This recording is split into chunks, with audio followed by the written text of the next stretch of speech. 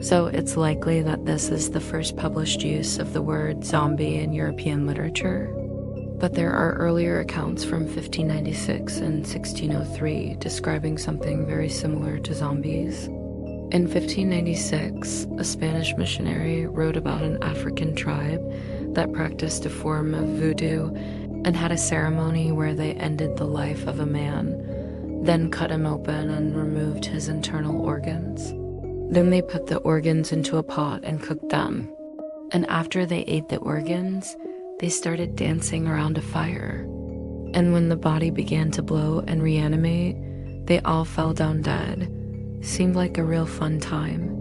Another Spanish account from 1603 describes a similar case of a man who was killed and then cut open. But in this case, the man's heart was cut out and eaten by the witch.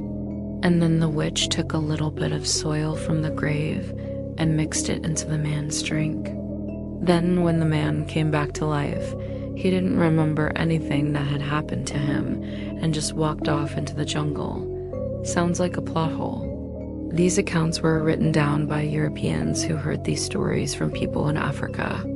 But there are also early American accounts of zombies. One of these is a letter written by a woman named Elizabeth F. Bacon. She was traveling through the Lesser Antilles in the early 1800s, and she wrote about an island where the natives believed that zombies could be created by sorcery.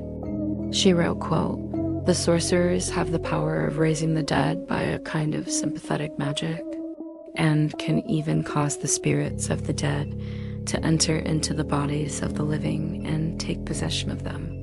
In her book, The Magic Island, author Willa Sibert Broad wrote that the word zombie comes from West African mythology and folklore and has nothing to do with Haiti. But when we look at the earliest printed definition of the word, we find that it does come from Haiti. This is from the New Orleans Picayune, a newspaper from 1832. Quote, "In the French and Spanish colonies of the New World, especially in the island of Hispaniola, the belief in the immortality of the soul is almost universally entertained. They have a great fear of the dead, probably because they imagine they may be raised by certain malignant spirits called among them bonsonger or zombies. And they relate many wonderful stories of their own experience in regard to these spirits. So, like, what's going on there? Is the zombie concept really from West Africa, or is it from Haiti? I don't know. What do you think? Let me know in the comments. Now you need to check out my Shutter Your Shorts playlist.